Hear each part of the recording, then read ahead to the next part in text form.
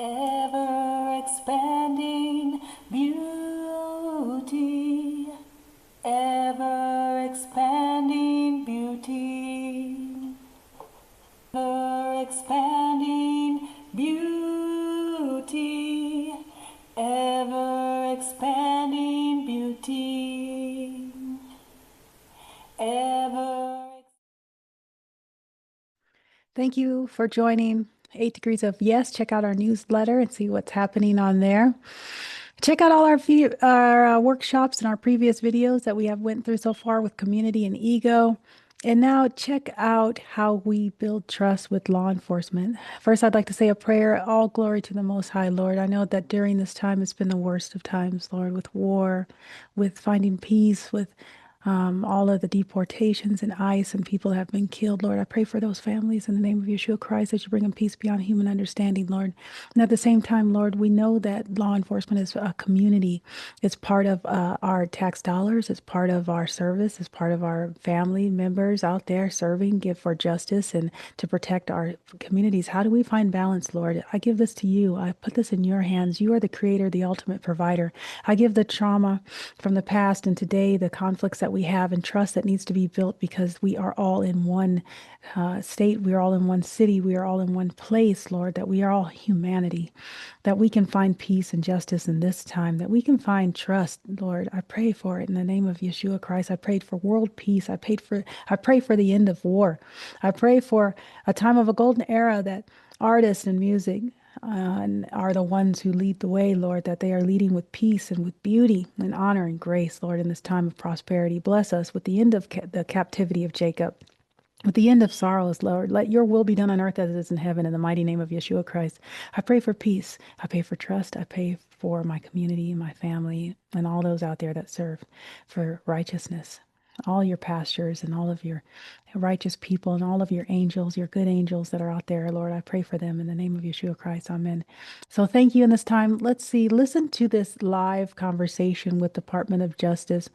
That was me and another individual with some other social justice influencers, along with a representative from the care department from the state of California, Mr. Ephraim Bontello, who was there to represent Mr. Rob Bonter's office, the Attorney General of California, and really talk about how have we transformed justice? How do we come to terms? How do we restore? How do we build trust?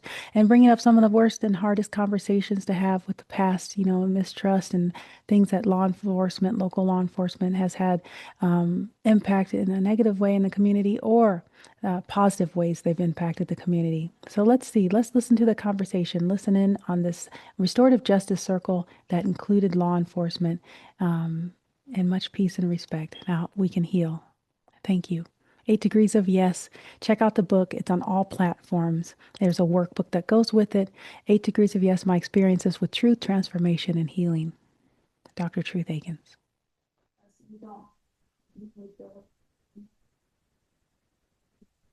It's talking to you. It's important because everyone can call one of the first. Oh, yeah. Yeah, so like you want to do something like that. So I have to come up with that.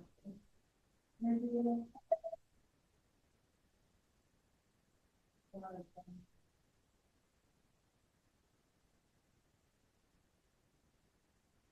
And we'll start off with a quote. The quote is from a law enforcement officer. He had worked in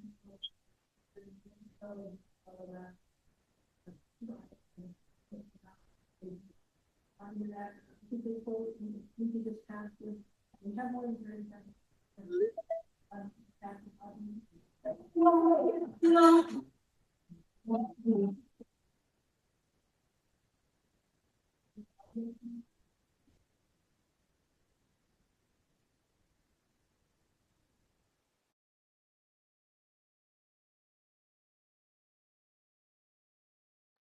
This one.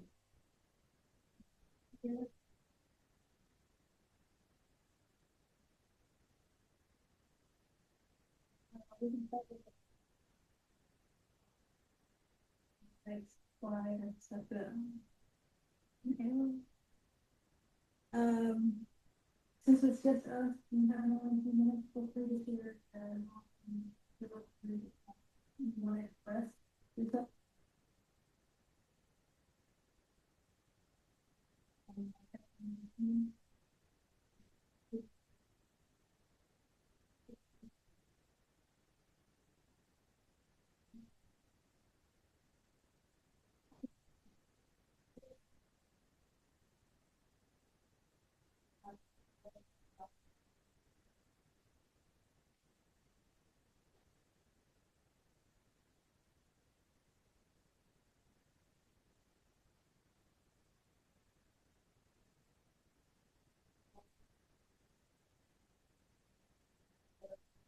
Black women, black men, also, Michael.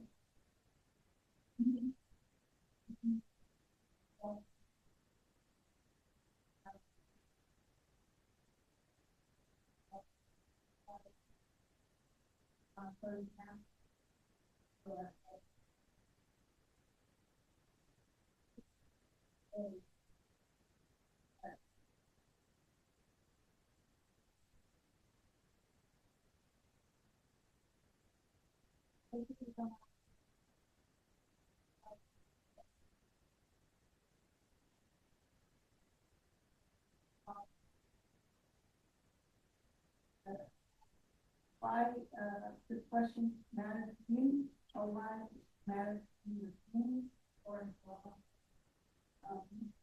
mythology thing that I feel like I'm taking my time in life to fun, but I feel like the cycle the part creation that has come from the push towards what we criminalize, and then I'm going to see how it does it, and it's kind of like the high common thing that they come and they expect you to do. And there's room for them to that's it.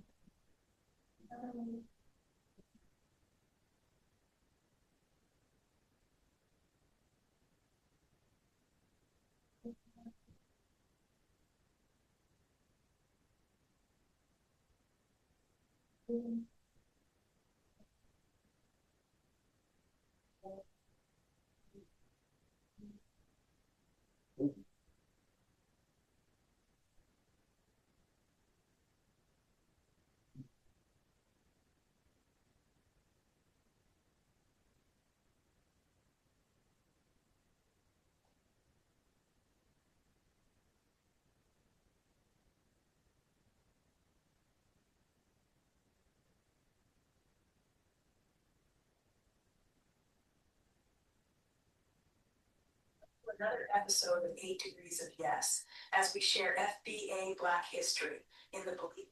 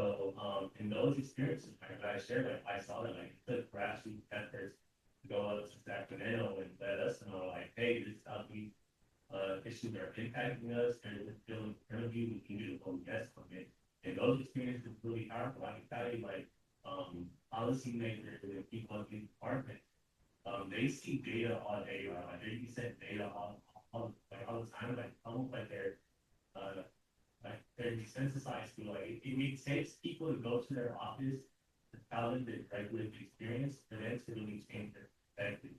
And I think that's the power of the pressure from the community on elected officials, including my boss, who's also elected official. Right? So yeah, like the health department does in terms of the big bill that was passed law called the Racial and Identity Profiling Act, also known as RIPA.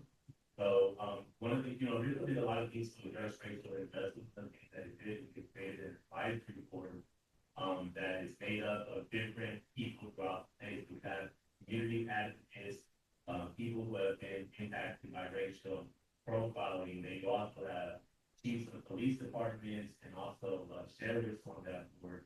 And then you have the Department of Justice attorneys who are helping with that process. So that's a really important big law. You guys should learn more about that law just to know what it entails. But the RIPA Advisory Board, every year they're publishing a report to let the state know like this is what needs to take place in order to address racial and identity profiling. So that's a really big law, and like at our office, we're constantly working to put out those recommendations out to the public because it's kind of something that the public doesn't know as public about it. So we go about disseminate that information, make sure that it gets to the hands of people, make that big press release, policy recommendations. And then the other big one I'll say is the Racial Justice Act of 2021. So for that one, it doesn't allow for convictions to be based on race. And part of that is that there's evidence that a conviction is based on race, ethnicity, or national origin. And there's an opportunity for people to file paperwork to reconsider their case. And I think that's really big. The Department of Justice, not just about 2 years ago, we established the post-conviction justice unit for people who are fighting the case to be able to submit their evidence and say, hey, I believe that I was convicted because of race. It's not right. Like, please review my sentence again. So there's a lot of different opportunities for ways that the California departments are working to reduce racial injustice. There's still a lot of racial injustice out there. So yeah, I think that will make sure that people on the ground who are experiencing issues are in contact with government, and government needs to do their job as well, including us, and our job as well, being a community to understand those issues more deeply in order to make. Well, I don't have too much to say. I mean, I hadn't heard of it, so that's wonderful. I'm wondering sometimes about, I mean, at least for me, what this question means to me. I always think at the local level, like the local cops or the cops in the neighborhood, some sort of substation. What are they doing to work to alleviate or work on racial injustices? And when you see somebody say something about what they're doing, you kind of wonder, at least in the back of my head, is this just PR, or are they really doing something?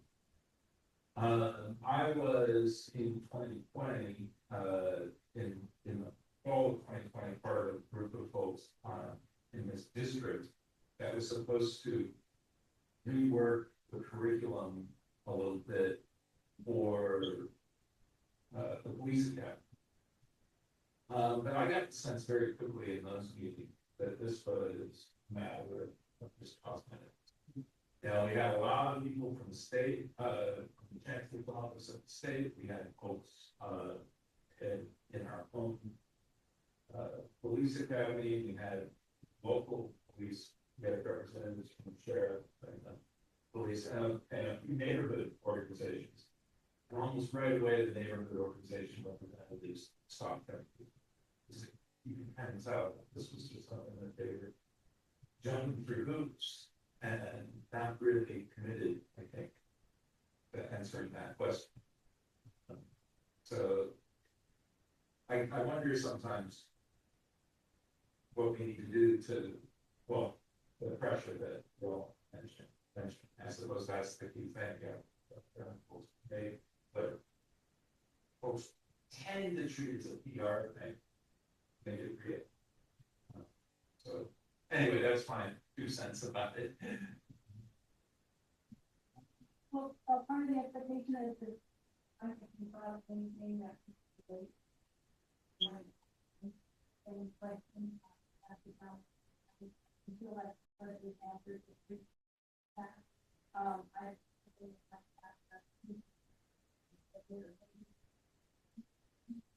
think of the law this generation back about the knowledge that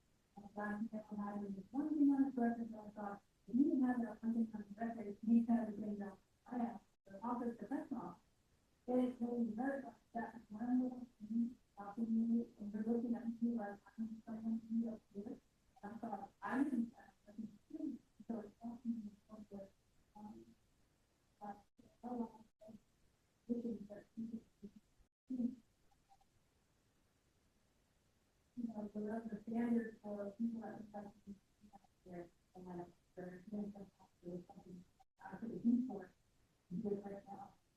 and even what I wanted to do is more some higher because of all the and and someone looking at me like, oh my God, you're that high. My son to the word and it's not easy to do whatever it is want to do because I did have the opportunity to find like that, not that setback, but I'm looking at something that one message that's your standard at the front, but it becomes this symbolization and this whole expectation. But I want to you the first competition. I have to talk to the time to start with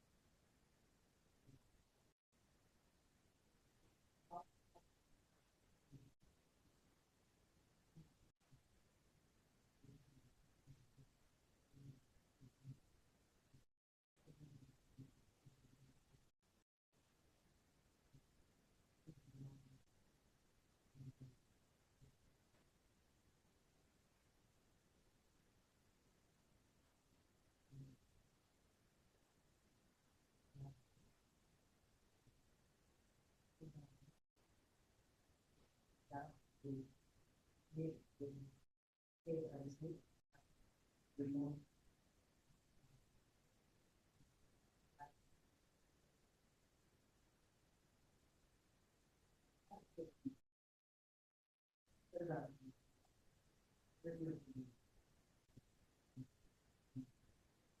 then pretty good rules, because I couldn't even think how positive change it. Even, maybe, I'm an Air Force vet, and my dad's in West Virginia, so we did, we were getting a little catches with cops. My dad and all his dad. We were asked everything with the girl, sometimes, sleep. And we also, it was that little group, so there were that, coming back, it doesn't stop, remember, that's the, I became just the other day. It was just the other day, I think you're gonna get all, you're gonna go, like, 2 years ago, it was not. It's not that, but it's constantly here, I know people talk about, there's very, at least, this kind of thing was going on, mine, when I was a kid. We didn't have this kind of conscious way where we, there's a,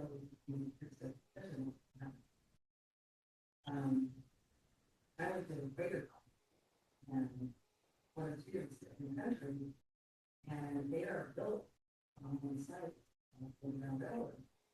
But it was my second year in college, so I began celebrating them. With actually, Word of God KJV. I wasn't a part of it, so the kind of probably, unfortunately, I'm very mystic, and the more of our past people. So, good to hear this, and maybe a little cookie thing, whatever you're doing, they said, yeah, very wonderful, wonderful, really.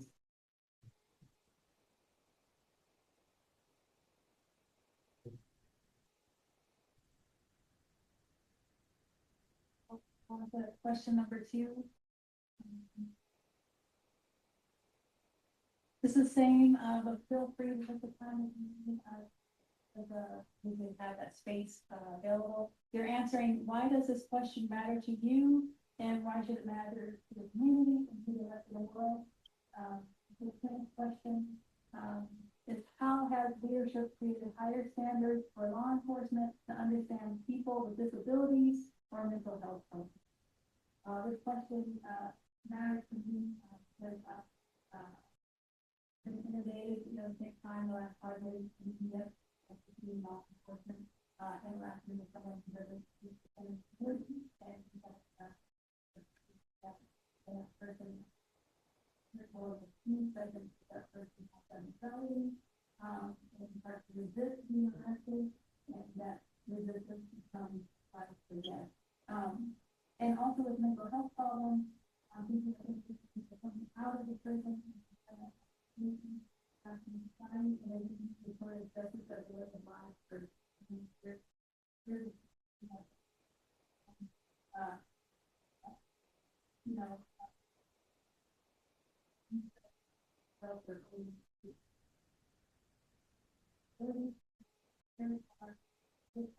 how long they recognize that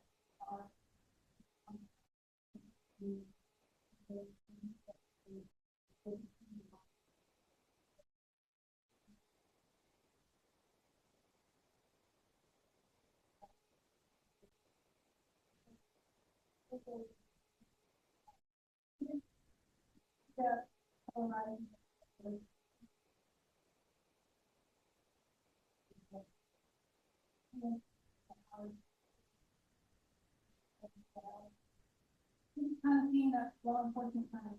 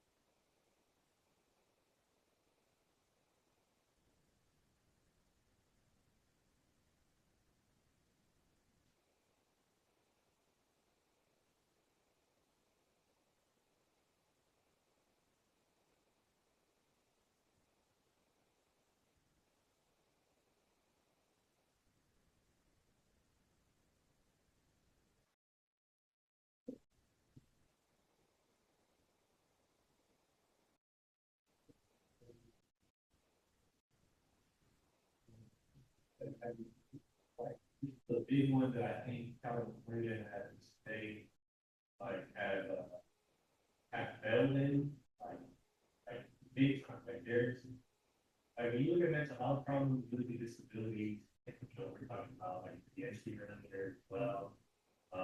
Like, we have to also talk about, like, the homelessness issue as well, like, look at the homeless, a lot of homeless deal with mental health problems.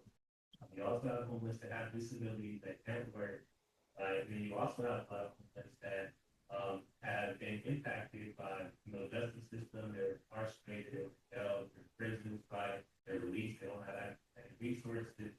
Maybe already dealing with mental health problems. And like, what resources do they have to rely on? And I think if you look across the state, you probably hear about like efforts either locally or at state level that the government they can try to address this issue, but like it still continues to be an issue. Like there isn't enough resources. The issue of homelessness seems to be getting worse and worse and worse day. So I think this is a really big issue that the California state still battling with. I think that some efforts, there's different approaches that people have tried, right? Some approach is, provide housing first, and like as long as you have that housing, then you'll be able to get both resources that they need. Other folks take the approach of like, let's just get them off of our streets and worry about the resources later. If you ask, it depends who you ask, you're gonna get different responses. Basically, that's the issue. So I think, as a state, we failed in this. I personally think that there isn't enough resources in California. The state has those resources figured out to the community members that need it.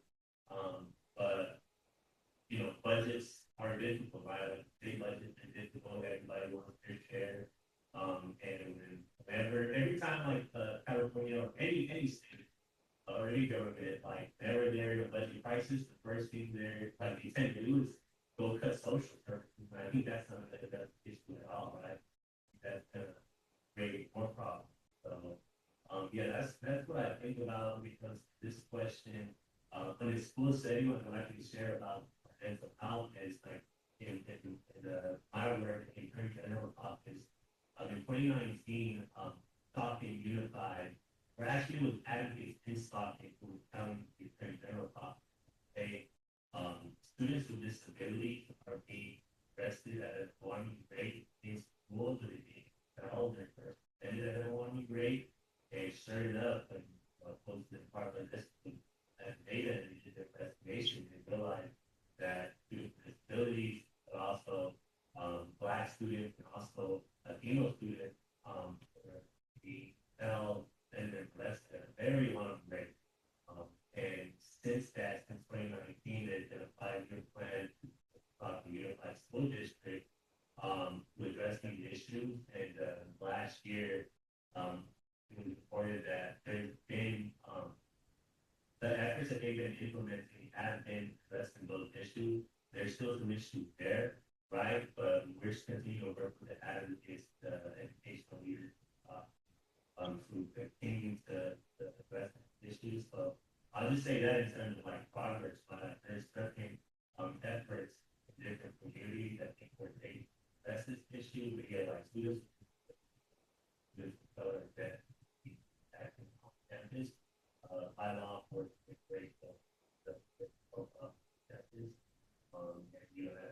that's things like that. But yeah, I say overall, I think that's great.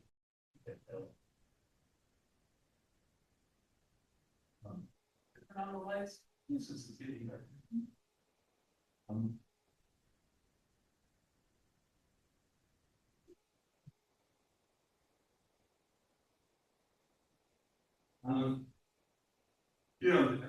Just as a little bit of I don't know if I can call it a pitch, but exactly like you just said, the Central Valley Movement Building Organizing Institute held an event here just a couple of weeks ago about the preschool to prison pipeline and exactly the issue that you're talking about and an agreement that was made in Bakersfield to try to deal with this issue of of people of color, especially Black students, being expelled at something around 8 times the rate of the population at Father, from schools in Bakersfield.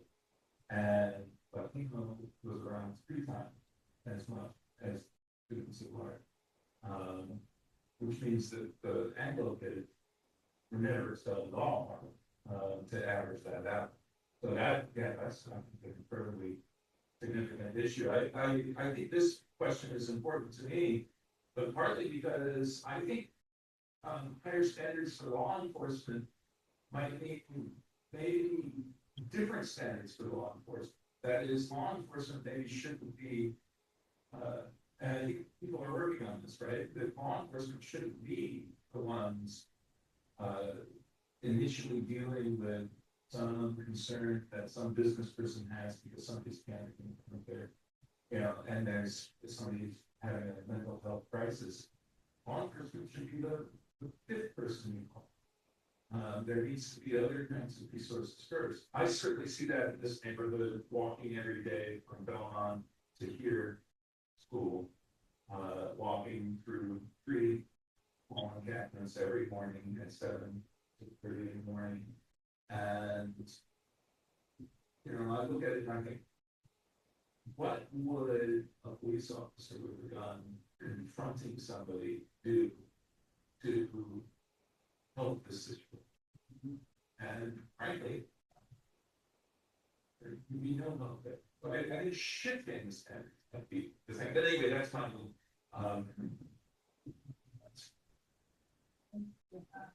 Yeah, I appreciate it.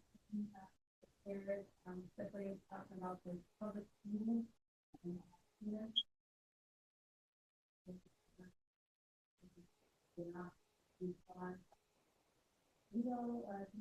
Now that's already not related to that. I don't know. So really thought because there was already happened. Went through that and lock them up, and then they're now went to another place. So great to hear this. All of the details on the main what people like that and what they have to cover. I'll have that one time to anything else to afraid to here.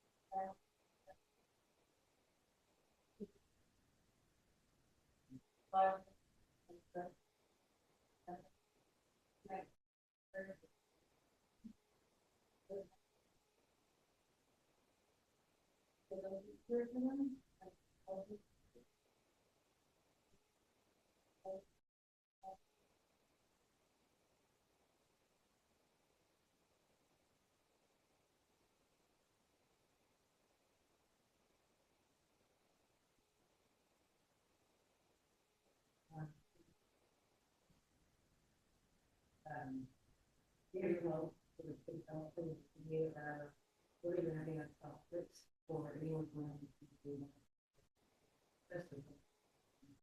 That's part of the back vision for that's and this is my favorite part with we're hearing research and what we just put in that is very on. Humanity is communication. Humanity meeting people where they are to the absolute and everyone can have difference. And there's something very important about why we're focused on the population really focused on moral analysis. And it's hydrophones now family better because I have to so all these broken better still not all doesn't on the property owner doesn't mean national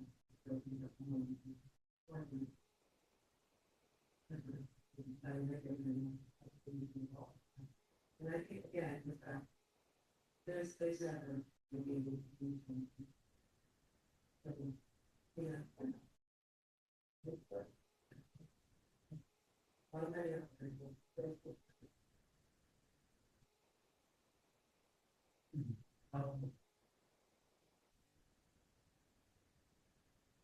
A neighbor who, I just one more little point, I guess, my neighbor has lived in a little tiny apartment for the last, I think, 30 years. And he's kind of a neighborhood character.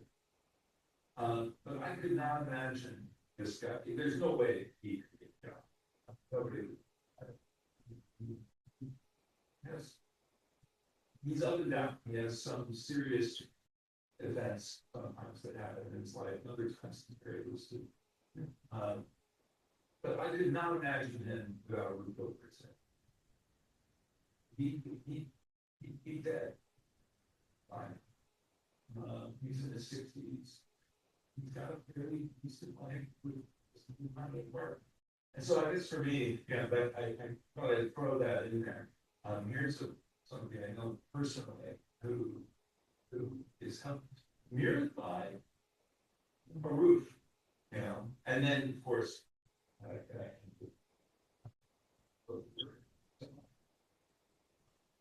anyway, I just add that in.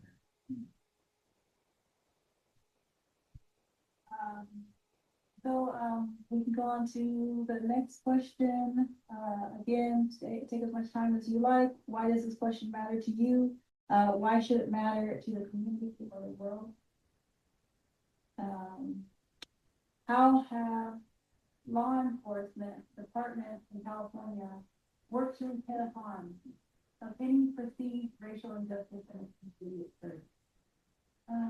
So this was mostly in regards to because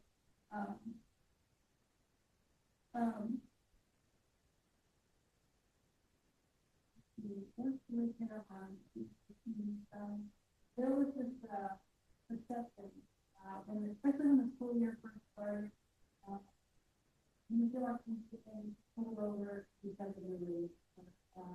You feel like you've been stereotyped in a way that not. Some people have defined that.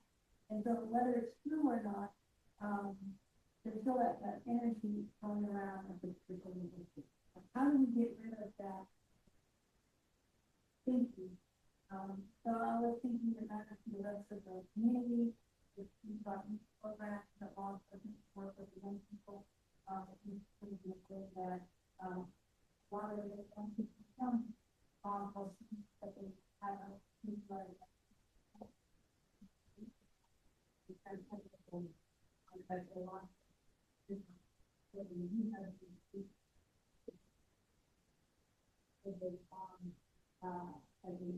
basketball and deepen after this from the basketball and having kind of talking with the top or having this type of positive the rest of the community build these type of projects that can be funded or something that can be very supportive and college.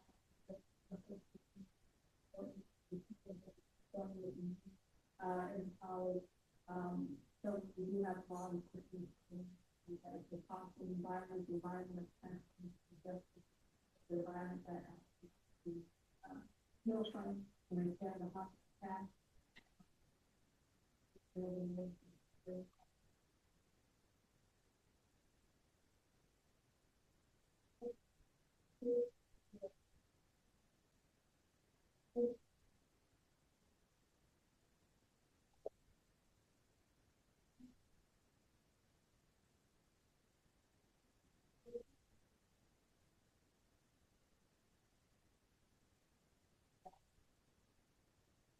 But yeah,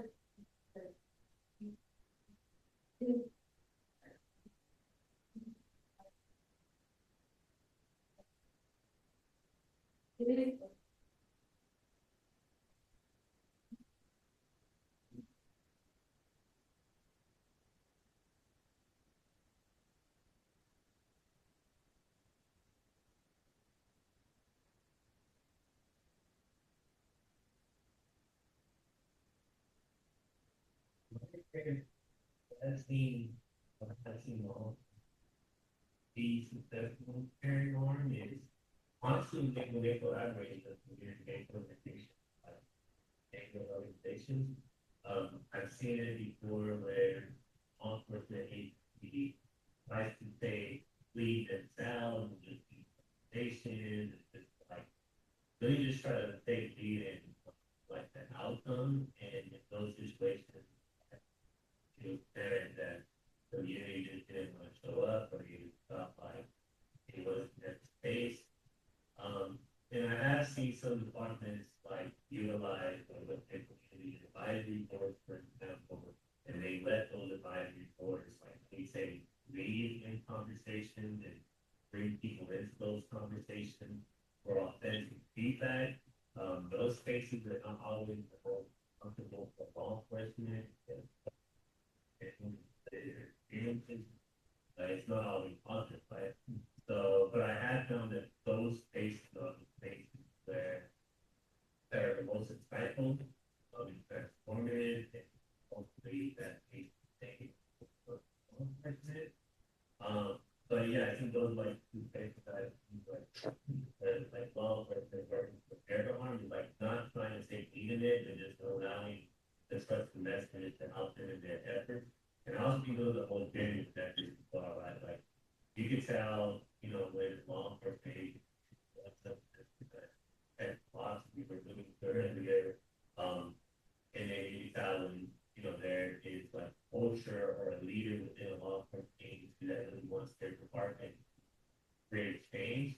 And a lot of times with those leaders, like they take the approach of I'm going to get information, I'm going to curate space for me to get valuable information.